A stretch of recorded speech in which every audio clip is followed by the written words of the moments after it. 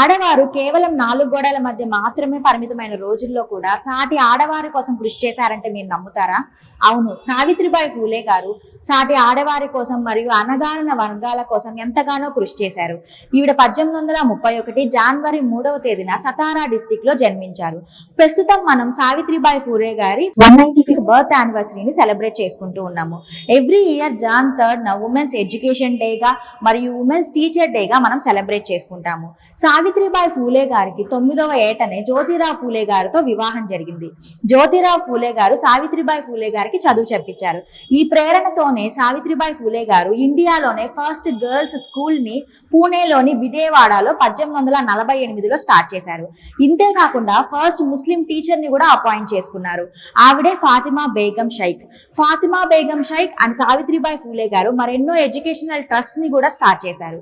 సావిత్రిబాయి ఫూలే గారు కేవలం సోషల్ రిఫార్మరే కాకుండా ఎడ్యుకేటర్ అండ్ పోయెట్ కూడా.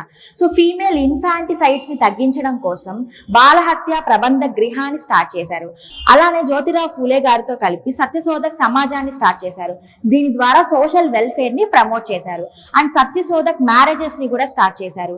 ఇందులో బ్రాహ్మణికల్ రిచువల్స్ లేకుండా, పురోహితుడు లేకుండా, అలానే డౌరీ తీసుకోకుండా మ్యారేజెస్ చేసుకోవాలని చెప్పి ఎంకరేజ్ చేయడం జరిగింది.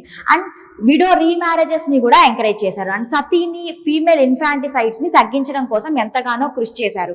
మహిళా సేవా మండలిని ఎస్టాబ్లిష్ చేశారు. దీని ద్వారా ఉమెన్ రైట్స్ గురించి అవేర్నెస్ క్రియేట్ చేయడం కోసం ఎంతగానో కృషి చేయడం జరిగింది. అండ్ ఈవిడ లిటరరీ కాంట్రిబ్యూషన్స్ చూసుకున్నట్లయితే Kavya Phule, Bavan Kashi Subodh Ratnakar, go and get education లాంటి కవితలు ఎన్నో రాశారు. అండ్ ఎడ్యుకేషన్ మీద ఈవిడ రాసిన ఫేమస్ కోట్ చూసుకున్నట్లయితే women without education is like a banyan tree without leaves or roots అని చెప్పడం జరిగింది.